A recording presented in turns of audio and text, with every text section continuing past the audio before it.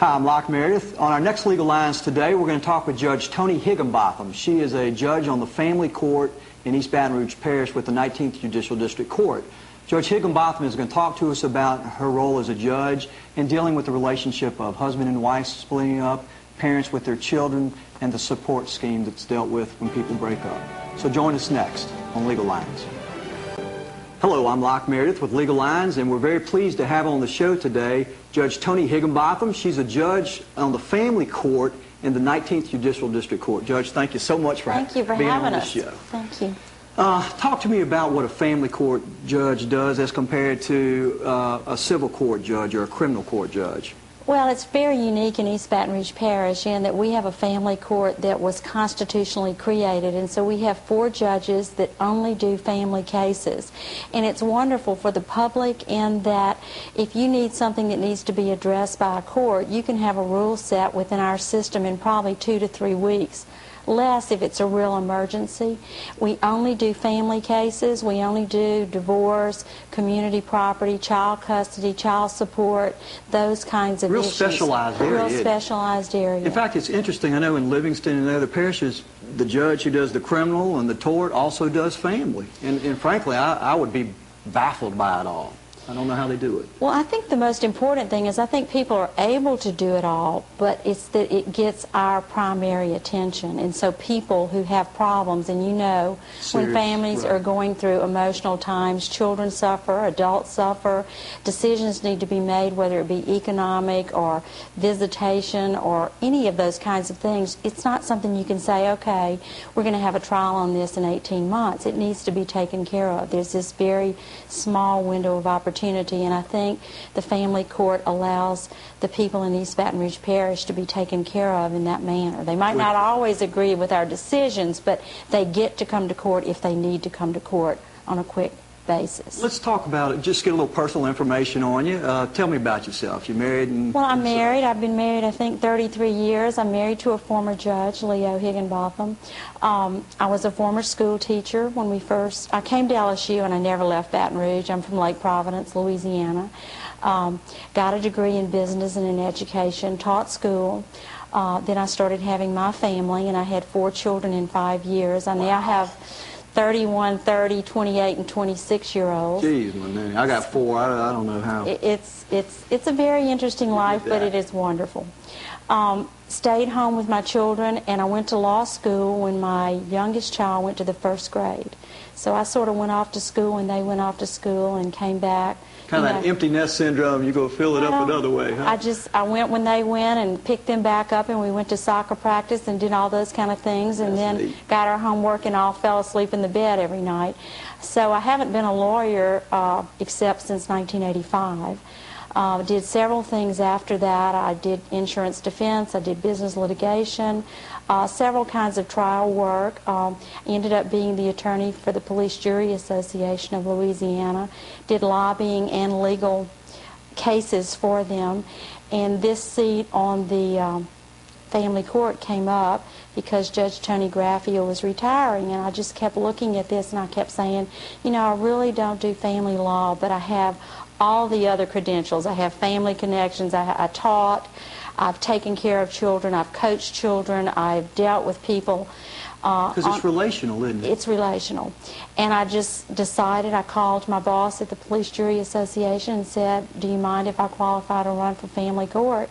He said, absolutely not. And I was successful. It was a long, hard battle because we had 4 candidates. That was 6 years ago in '96. And that's sort of where I came from. And I think all the things I've done all my life are as important on my bench as the legal aspects of it, because I know where most people are coming from. I've been there or been around somebody that's been there. Yeah, it's a lot different from an injury suit or a criminal prosecution, because you're dealing with the deepest relations that exist between individuals. Absolutely, and they're usually at their worst in their actions sometimes, and you have to understand that and know that they're going to get past that, and we have to deal with it in the meantime. Let's talk about, because as I kind of view the whole family court area, you're dealing with relations between, or the relationship between a husband and wife that aren't in a particularly good situation. Then you're dealing with the relationship between the parents and their children, if they have any. Absolutely. And then you're dealing with the relationship of the parents with property and debt that they've accumulated during the existence of their marriage. And the thing that, you know, everybody needs to understand is those intertwinings that have to be unraveled for two people that were together to go separate ways are really complicated. But then you put the emotional problems on top of that, where some people want to get even because of something one of them did to them, or they're angry because they don't have as much money as they thought they were going to have. So you sort of have to, you know, walk them through, hold their hand, and explain to them, you know, certain aspects of this are business. Certain aspects of it are taking care of your children and making sure that we look at the best interests of your children. Certain aspects of it are getting over whatever happened between you two and understanding that the court cannot make that right anyway. I mean, that's something you're going to have to come to terms with on your own. And one of the things I want everybody to realize is the law is written in such a way that any two people that are going through a divorce can decide on anything themselves. Right. The court is only there if those people cannot come to decisions. And all of the judges would much rather people be in control of their own destiny. They know the little bitty personal things about their lives. They know the needs of their children. They know their financial situation. But if they can't do that, then they come to us. And we have to do the best we can with the evidence that's presented to us. And it's a tough job. In fact, when I practiced with Lee Harrington, and he does a lot of family He does in my work, court. I did just a few. And I did exactly what you said. I would have a client come in and I would tell them, look, if you and your husband or you and your wife can resolve these issues together without animosity and anger as the controlling emotion, y'all figure it out. Tell me what it is you want to do. We'll put it in the legal formality and submit it to the court. And you're going to save a lot of time, a lot of pain, and a lot of money. And you know, some people can do it before they actually have lawyers. That's very few, because lawyers are very good counselors and they give good guidance. But even if you have lawyers, you can do that. Right. You understand what I'm saying? And so even if you feel comfortable having your own lawyer and your spouse having their own lawyer, it doesn't still mean that you have to come to court, have a trial. You can sit down and talk about the things that are important to your family's continuance. And there is a continuance of family, even though it might be in a different form. And that's one of the things that we have to remind people all the time of, is that families take different forms at different stages in people's lives. But family is still very important, and you need to have family in the forefront of your mind on every decision that you make. It's good advice. And in fact, that's really the advice that the good family court lawyers give. They do. They come in as counselors, and of course they're representing that particular client's interests. Right. But the big picture is they know to properly represent that client's interests is to try and be reasonable in presentation of the facts and the issues and keep the big picture, which is what you're talking about, family. Right. Make sure that the family in some form or fashion is preserved, particularly if there's kids. Family court lawyers have a very tough job because they do have a client. And one of the tough things about being a family court lawyer is there are no slam dunk winners in family court cases, as there are in some things. But then the second thing is that they have to represent their client and look out for the best interest of that client's children. Right. What I'd like to do is the next segment talk about that in the other aspects of what you deal with. This is Legal Lines with Locke Meredith, and we'll be right back. Welcome back. I'm Locke Meredith with Legal Lines, and we're very pleased to have on the show today Judge Toni Higginbotham. She's a family court judge in the 19th Judicial District Court. Again, Judge, thanks. Thank you for having me. Let's talk about what you deal with in the context of the husband and wife. We both know that the marriage is, in essence, a contract. I mean, when you get married and you go up and you kiss your beautiful bride and then you walk down the aisle and the first thing you do is go over and sign something. Isn't that right? So it's a contract as far as the law is concerned. Absolutely. And if you decide to end the marriage or you're contemplating ending the marriage, it's really the undoing of that contract and the ancillary matters that have come about because of your union and how you deal with those things. Now, there's actually two different things that you can do, because you said if you're contemplating ending the marriage, and really what that's called in legal terms is separation, a legal separation, is that right? Which we really have no longer in our law, except that we have the new covenant marriage, which sort of has something regarding separation in that. That could be a whole nother day talking about that. But there are basically two types, for the most part, divorces that are granted. And one of them is that as soon as you think you're going to do this, you actually file a petition for divorce now. There's no petition for separation anymore. And if you file and separate at about the same time... And you have to physically separate, can't live in the same place. Cannot live together as man and wife in the same place. That's called at 102, and the reason we call that is it's number 102 in the Civil Code. And you file, and then you stay living separate and apart is the term that's used in the code. 6 months. For 180 days is the term used after the service of the petition for divorce is served on the other person, or unless they waive service, which happens a whole lot. Now, if they reconcile during that period of time... And that petition for divorce goes away. The marriage is good again. Okay. Then the other kind of divorce, and this I find people doing sometimes when they're having problems, they're not actually sure they want the public to necessarily know, like to be on the public record that they are contemplating a divorce. They just physically separate, and they keep track of when the date is.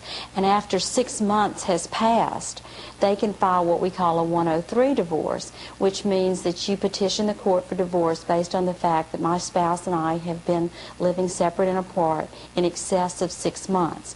And as soon as the court can put you on the docket, or it can be done in certain circumstances by paper only, you are eligible for your divorce at that time. And a court appearance is not necessarily required, is it? No. You can do what they call a judgment by default? You can do it by default, or you can also do it with an answer, as long as there's a joint stipulation of facts where the two parties present an affidavit to the court through their lawyers that they are agreeing that they separated on this day, they haven't lived together as man and wife for over 6 months, and they both desire a divorce. The reason that those two things need to be looked at by individuals is that we have community property. That was my question. The reason to file or file a pleading and then wait 6 months is on the date of the filing of that pleading, it terminates the existence of the community? Eventually. It doesn't that day, but you know, it's retroactive back to that date. So some marriages that we have, one of the problems are economic. I mean, we have people that dearly love each other, but somebody has a gambling problem, they're about to lose everything they have, business just all kinds of different things. If it's important to an individual for that community to end quickly, then you need to file the 102 divorce that starts the clock running. Now, somebody that files a 103 or doesn't file anything, you know, we have the ability in our state to separate your property even while you're married. So you can terminate the existence of this community property by regime. petitioning the court. Don't got to get divorced. No. You can just file a pleading and you call them in and explain to them the consequences. Right. And as long as everybody understands. We make them come to court in the 4 judges here, and one of the reasons that we do that is the two parties come, we get to question them under oath and ask them, is this what you want to do? Do you understand that there would be no community between you? And I use the example of the lottery. You know, I say, now do you understand that if I sign this document today and your husband goes out tomorrow and wins the Powerball of $60 million, that you would have no claim to it legally? He can give you whatever he wants to. You can share it, you know, if he wants to do that. And on the other hand, I also ask them, do they understand that any debts that the other party runs up after this document is signed, they would have no responsibility to pay? And then we ask them, nobody's forcing you to do this. You're not under duress. You understand what the consequences are. And we have some little things that we ask them. And if they indicate to us that they want to do that, then we sign it. And so they can be separate in separate property. The community property means, just in simple layman's terms, that whatever you buy during the existence of your marriage is co-owned by each of you 50-50, and whatever debt that you accumulate or incur is co-owned 50-50. Is that a simple layman's explanation? Except it's a little bit more encompassing than that. For instance, a lot of people come to a marriage with separate property, and it remains their separate property unless they donate it to their spouse or... Meaning theirs. It's if theirs. We say it's separate it's property, not community. Right. It's separate property. But under our law, any fruits that are made during a marriage... For example, interest on some CD that you have in the bank before you get married. Or any income that you make as a lawyer, any retirement that is put aside while you're working at a plant for 20 years, your spouse has a claim to a portion of that. And so the fruits are the real issue of anything that comes during the marriage. So if you have a separate property regime, the fruits also can remain separate. No, if you have a separate property regime, the fruits remain separate. You mean if you file the document to separate? From that point on, right. or Okay. if you have the document before you marry. I got you. The easiest time to have it is before you marry because it doesn't take any court approval. And that's prenuptial agreement? That's the word the public uses for Right. it. And they don't need to come see you then because No. they're not married. But once they're married, they have to have court approval. Right. Let's talk about the new covenant marriage. You said that'd take forever, but I'm just curious about it because I don't know that much about it except that it makes it apparently more difficult. In some instances, and in some instances, easier. Okay. I think it was probably a product that a lot of people, since we have no-fault divorce now, and that you can get a divorce in our state within 6 months or 180 days, that, you know, some people are making this decision before they've really had time to work out the things that need to be worked out, or to make a decision if this is really the route they need to go. Do our courts have a mechanism by which they can require a couple who's intending to separate or divorce to get some kind of counseling? Absolutely. I mean, judges can look at every situation and decide that they need to do that, but not done much? I don't think it's done a whole lot with regards to the fact of whether or not you want a divorce. I think it's used a lot to help people pick up the pieces and continue their families after the divorce or pending the divorce. So dealing with after-divorce relationships, and particularly, I guess, with the children. Right. All right, what I'd like to do is talk about that in the next segment. This is Locke Meredith with Legal Lines. We'll be right back. Welcome back. I'm Locke Meredith with Legal Lines, and again, we're very fortunate to have on the show Judge Toni Higginbotham. She's a family court judge on the 19th JDC. Judge, we were talking about the new covenant marriage, and basically, as I understand it, what you were telling me is that primarily what it does is extend the period of time required that you live separate and apart before you can get a divorce. Correct.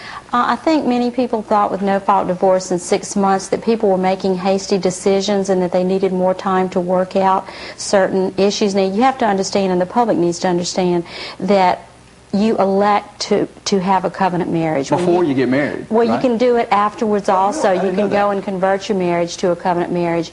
But when you go and pick up a marriage license, it has a place on there, and you check whether or not you are entering into a covenant marriage. And if you do, and if there are problems, there are different guidelines to go through to get the divorce than just the regular marriages before. And I think you said actually by law you're mandated to have some kind of counseling? You have to seek counseling, you know, before this divorce is granted, and there's approximately a 2-year period. There are instances when the 2-year is not required, if there's physical or mental abuse, you know, if there's sexual abuse, different things like that. But so when you say a 2-year period, in other words, instead of having to wait 6 months, you have to wait 2 years? It's almost like going back to the old law where we had a legal separation and then you went to the next phase. It's not exactly, but it's like it should take you 2 years unless there's some special problems there. I'm curious, how many of those do you see? I haven't seen probably 5. Really? That's interesting. But you have to understand that the law is new, and so people haven't been able to elect that for very long either. So it hadn't been long enough for, I don't think that there's that many. Maybe it's working. Maybe it is. Maybe it is.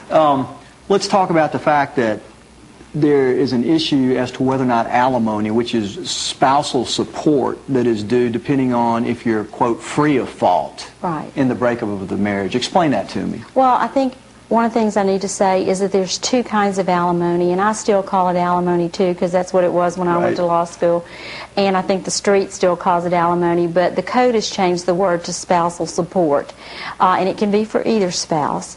And there are two kinds. One is what we call temporary, and that's pending a divorce. In other words, people decide to separate. They're trying to break up into two households from one.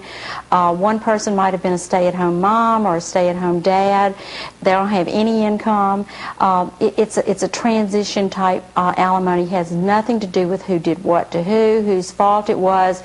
It's just, how can we take care of this family, make sure that they are as close to the same position that they were before, and get them through this crisis, all right? How do you decide who pays it? Well, it's all income driven. In other words, there's an income and expense affidavit that individuals fill out and they sign and swear to, and it shows how much their rent is, how much their medical costs are, their utilities, you know, all the things that they have been using money on to carry on their lives. And then you look at what each party has as income coming in. A lot of times it's almost equal. Sometimes one person makes all the... Well, it depends on who ends up with what share of the bills and those kind of things. Some people make all of the money and the other person is a stay-at-home person. And so then it takes this pot and figures out what needs to be going from here to here to keep that family in that situation. And that obligation is owed by the one who ultimately is found to have to pay that support until a judgment of divorce is rendered? No, the law has been extended in that it can go for 180 days after the judgment for divorce. Okay. It used to end automatically. You tell how long it's been since I've done it. Well, and it's been going in stages, you know, but now it's 180 days, and for good cause shown can be extended past that. Okay, let's talk. Then there's the second, if you want me to say. Yeah, please, the second kind of spousal support is what we call permanent spousal support, and that means that somebody is asking this for not necessarily permanently, but more permanently. And when that issue is before the court, the spouse asking for the permanent spousal support has to be found free from fault and in need of it. So it's a two-pronged test. You got to be free from fault. Meaning that you are not the reason the marriage broke up, right? That's a layman's term for it, but you know, it's much more complicated with regards to who was free from fault, because as you know, in any marriage, nobody's perfect, but we have our, I don't believe it, but we have our standards that the law has given us to find somebody free from fault, and if they are free from fault, then we go to, and are requesting spousal support, we go to the next level, which is, okay, do you really need it? What do the numbers show? And part of do you really need it equation is, can the other person afford to pay it? If they can't, you don't have any place to get the money out of. Can't get blood out of it. So they're two different animals. You talked about, when we were off briefly, that there are just a few ways that you can get an immediate divorce. What are those? Well, under 103, if you prove to the court that your spouse is guilty of adultery, and you can't use your own testimony and the spouse's, it has to be, you know, other witnesses, you can get an immediate divorce. And if your spouse is sentenced to prison, hard labor, or the death penalty, you can get an immediate divorce. And then under the covenant marriage, you can get an immediate divorce if there's certain kinds of abuse and certain steps have been followed. Okay. Let's talk about kids. That seems to be the most heart-pulling part of what you have to do, I'm sure. And what we're talking about is the relationship of the parents with their kids, and who's going to care for the kids, and who's going to provide support for the kids, and who's going to be involved in the management or decision-making regarding the kids. And it's commonly called child custody and child support. Right. How's all that decided? Well, we urge all parents that are breaking up to try to decide it between themselves and to put this phrase in front of them the whole time, what is in the best interest of our children? And then if they can't do that, they come to the court. The law is that there is a presumption that joint custody is in the best interest of children. Joint custody meaning both parents are involved in the decision-making? Absolutely. Doesn't mean that necessarily one, that both of them get them equal periods of time. It does not mean that. But then there's another step forward. When you get to the visitation aspects, there's even some law that says there's a presumption that equal sharing is in their best interest.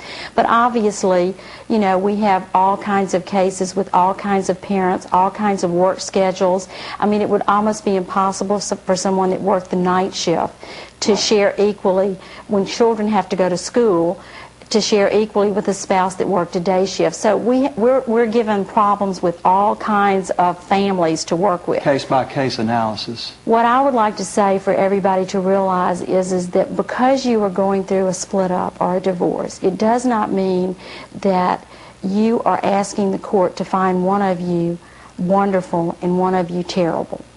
What we're trying to find is a way that these children, when they're 18, can say, my parents split up, but both of my parents were there for me. They went to Little League games. They went to PTA meetings. They made me do my homework. They made me study for tests. They took me shopping, just everything. And come up with a schedule that works for everybody, but basically for the children. That's the most important part of it. Absolutely. And those children need to be able to say, you know, my parents were both there for me. I mean, they continued no matter what their problems were, they were there for me. And if you can, you know, leave people with that and say, whenever you're trying to make a decision, is it in your child's best interest? You're going to make the right decision. Judge, it sounds like we got a great person up there dealing with these really tough issues. I enjoy my work, and all three of the other judges up there do too, and our goal is to help families as much as we can. Thank you very much for being on the show. This is Locke Meredith, Legal Lines. We'll see you next time.